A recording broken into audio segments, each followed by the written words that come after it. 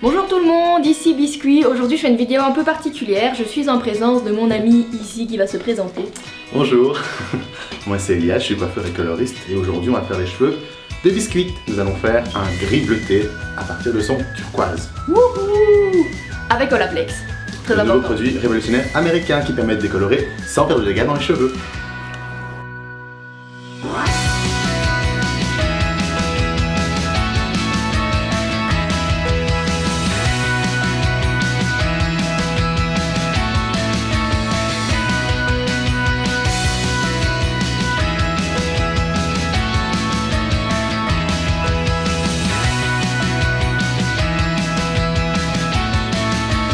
Donc après avoir mélangé plus ou moins 30 grammes de décoloration de poudre décolorante avec son oxydant, on rajoute plus ou moins 7,5 ml de Olaplex.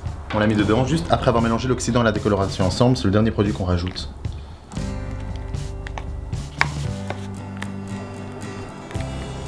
Ça change encore la consistance, hein, mais bon.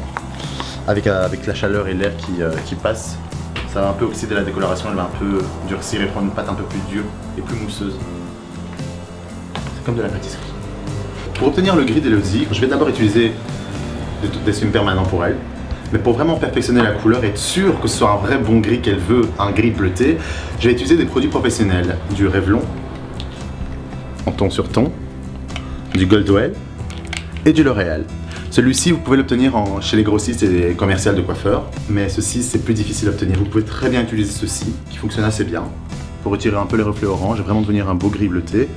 Mais si jamais vous avez peur que ça devienne un peu trop orangé ou trop jaune, vous utilisez celui-ci avant. Ça déjaunit en fait. C'est vraiment fait spécialement pour avoir une couleur parfaite après, pastelisée. On va commencer par décolorer cette partie-ci. Parce qu'elle est vraiment, elle a vraiment gardé le bleu et le bleu turquoise. Les tons froids en général en semi-permanent sont des tons très difficiles à retirer. Et si je veux avoir un bon résultat optimal, je vais commencer par cette partie-ci, puis ensuite m'attaquer à la racine pour finir par les longueurs. Parce qu'elles ont ramassé beaucoup plus de décoloration et qu'elles sont déjà plus claires. Petit macaron. Avec une pince rose. C'est beau. Voilà, il faut bien 4 séparations pour que ce soit plus facile pour appliquer la décoloration ou la coloration, peu importe. C'est vraiment pour plus de facilité. 4 bonnes séparations, 2 devant, 2 derrière, une raie principale. Et voilà. Bien commencer par faire un pourtour.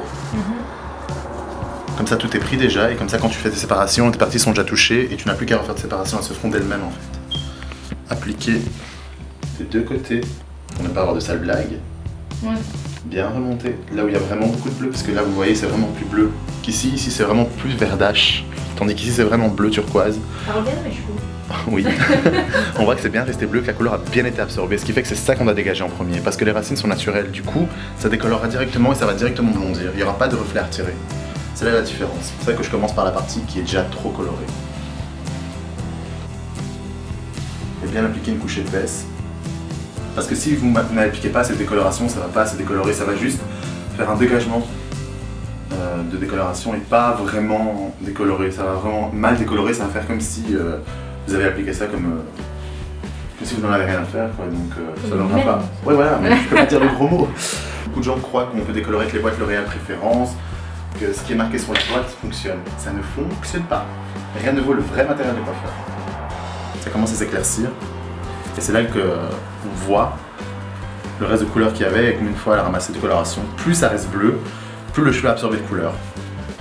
C'est un gros problème. Mais ça commence bien à partir. Donc comme je vous l'ai dit, on fait le pourtour d'abord, pour délimiter, pour avoir plus simple après.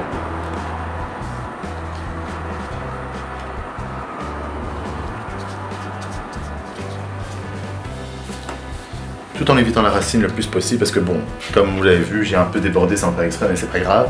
Parce qu'après on va quand même tout décolorer. Mais vraiment bien délimité. Maintenant, je vais commencer à appliquer les racines pour aller décolorer sa partie naturelle pour obtenir le ton le plus clair possible. Hurrah! Le problème, c'est qu'elle a des nœuds, donc elle galère un peu.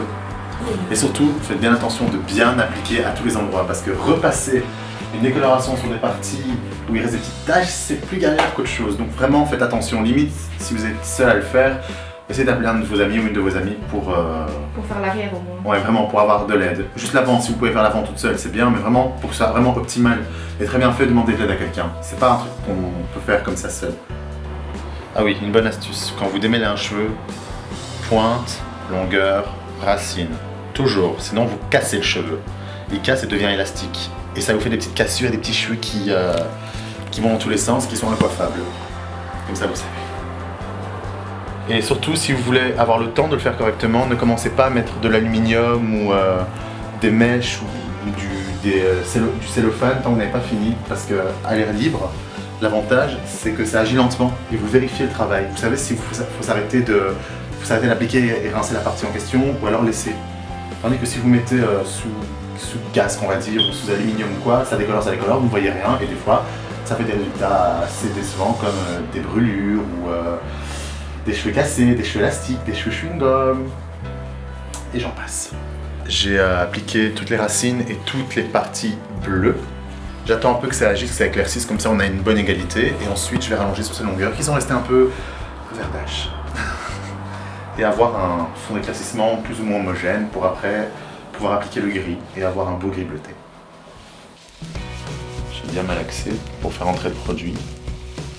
Vraiment, n'hésitez pas à prendre mèche par mèche pour avoir un bon résultat. Parce que plus ce sera minutieux, plus ce sera précis, mieux ce sera à la fin. Et plus ce sera facile. Parce que si vous devez repasser une deuxième fois avec des endroits qui sont plus clairs que d'autres, c'est risqué. C'est là que vous allez casser vos cheveux et que vous allez tout abîmer. Et tout brûler. Comme 90% des gens sur YouTube. Alors nous revoilà. Maintenant je m'attaque aux longueurs. On va dégorger le reste de turquoise, bleu, vert qui reste dans ces longueurs. Et après, en massant, pour qu'après je puisse enfin faire le gris. Et enfin, comme vous voyez, je prends mèche par mèche pour avoir vraiment encore une technique optimale, une application vraiment bien minutieuse pour être sûr que chaque mèche soit bien prise dedans. J'ai fini d'appliquer tout partout. Donc maintenant je remalaxe bien pour que la décoloration pénètre bien dans le cheveu. Pour être sûr encore une fois que tout soit optimal et que tout soit bien appliqué, je vérifie par endroits s'il y a des endroits qui ont mal pris ou bien pris. Mais ça a l'air d'avoir bien pris uniformément. En fait, une petite astuce pour être sûr de savoir si votre décoloration a bien fonctionné. Quand vous avez ce petit effet un peu verdâche sur le crâne, en fait, c'est là que vous voyez que c'est vraiment bien jaune clair, parce qu'en fait, il y a une superposition des couleurs. Le bleu qui se met sur le jaune, ça donne un effet verdâche, et là, vous voyez que c'est vraiment jaune. Si maintenant vous voyez encore un résultat un peu jaune, ça veut dire que c'est encore bien doré, voire un peu orangé. Et c'est comme ça qu'on peut voir si une décoloration a bien décoloré ou a foiré tout simplement sur la cliente. Je suis content de cette poudre. Et de Olaplex, parce que son cheveu n'a même pas cassé, vous pouvez voir, c'est toujours bien. Pas élastique comme un chewing-gum comme certains. Vraiment, nickel. Maintenant on va mettre un peu sous chaleur sous un petit sac, parce qu'on n'a plus de cello et l'aluminium c'est trop risqué.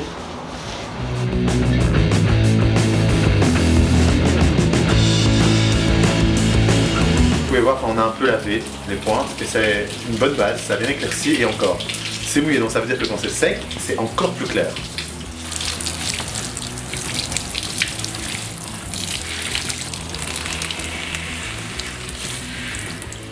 Après la décolo, bon, il reste encore un reste de vert, mais ça va vraiment bien quand même. On a réussi à obtenir, on a pu retirer quand même pas mal de turquoise, parce qu'ici c'était quand même bien bleu. Hein.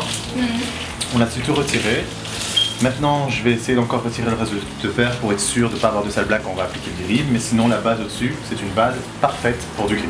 Bleuté ou gris-violet. Ça, c'est la base idéale. Parfait. Si vous voulez faire un blanc ou quoi, ça c'est nickel. Et regardez, elle vient de recevoir une grosse décoloration de plus ou moins 1 heure en tout. C'est tout ce qu'elle a perdu en 1 heure. Donc regardez, elle avait beaucoup de faits, elle a fait beaucoup de tie and dye, du deep dye avant. Voilà. Et regardez. Au moins une dizaine. Alors que ça, logiquement, ça aurait même dû casser. Avec sans Olaplex, ça aurait dû casser nettement, ça aurait dû sectionner en fait. Et il n'y a rien eu.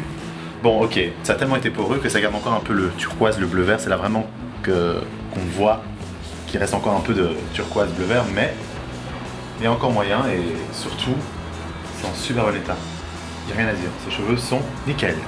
Maintenant, on va faire la partie un peu déjaunissante. Comme vous voyez, j'utilise le White Toner de la Riche Direction.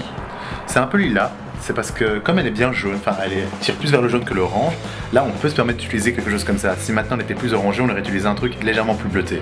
Parce que le violet retire le jaune et le bleu retire l'orange. C'est les règles colorimétriques.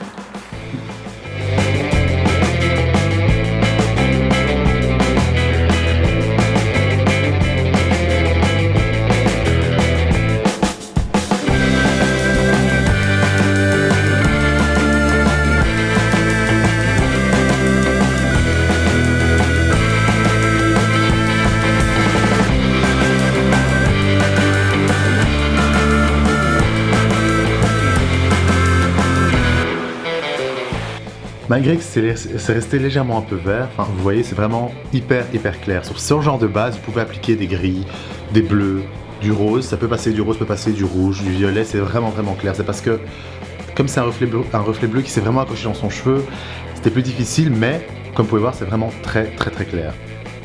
Donc maintenant, je vais procéder à l'application du gris. Et vous verrez le résultat juste après.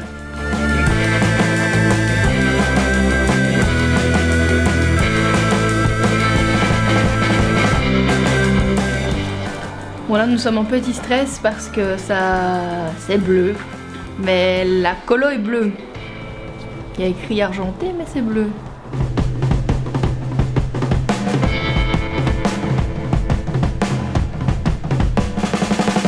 Bon ben voilà, on a fini d'appliquer le déjaunissant, le silver, pour obtenir un beau gris. Bon, certes il est fort bleuté, mais à mon avis quand on va rincer tout va partir.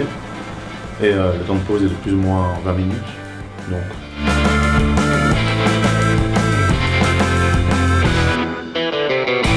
Comme je vous l'ai dit là tout à l'heure, j'ai pris mes couleurs pour perfectionner la couleur et j'ai bien fait. Parce qu'il se trouve que la couleur n'a pas bien pris dans ses longueurs. Voire pas du tout. Voire pas du tout, en fait, parce que le turquoise de chez Madame est trop persistant. Il y a des personnes comme ça qui tiennent les couleurs froides mieux que d'autres. Il y en a qui tiennent mieux le rouge, le rose, le violet et j'en passe. Et il y a d'autres qui tiennent mieux le bleu, le turquoise, le vert et d'autres couleurs froides. La jeune fille ici présente, et je le dis, a la particularité de mieux tenir les tons froids que les tons chauds. Du coup, je n'ai pas d'autre choix que d'utiliser des tons encore plus froids pour pastelliser son cheveu et le rendre gris. Donc si maintenant vous rencontrez le même problème, je mettrai un lien, on met un lien, et je vous dirai quoi prendre comme couleur chez un grossiste, que vous soyez français ou peu importe, ou belge, ou même canadien. Logiquement, vous avez tout chez vous, et en fonction du pays, je pense que vous avez même des bons déjaunissants. Pourtant, qu'en Amérique, ils ont mieux que nous en fait. Ouais, ils ont les Color Charm de Wella, ça fonctionne assez bien. Et donc voilà. Et comme vous pouvez le voir, par rapport au vert, vous voyez bien que ça change. Vous voyez bien que ça devient gris mauve. Donc j'ai pas tardé à rincer. Après j'applique à sa racine. Et puis j'appliquerai là. Et je préfère faire tout d'un coup, ou alors tout d'un coup, alors rincer petit à petit. Si jamais vous n'arrivez pas à faire tout d'un coup ou aller très vite, rincez, faites petit à petit, petite partie par partie. Sinon vous allez avoir des couleurs irrégulières et avoir des endroits plus foncés que d'autres. Ça peut être beau, mais si jamais c'est raté, c'est raté. Décolorer sur un truc comme ça, c'est pas un truc idéal. Là c'est pour casser vos cheveux. Surtout, si vous n'avez pas directement un bon fond d'éclaircissement, donc comme Elodie ici présent, ben, utilisez des produits professionnels directement avec de l'ammoniac, ce sera plus simple. Peut-être avec un faible pourcentage, mais utilisez quand même parce que ça pourrait retirer, ça va éclaircir un peu la couleur, pastelliser le cheveu et retirer vraiment les reflets indésirables, quoi. C'est la meilleure technique.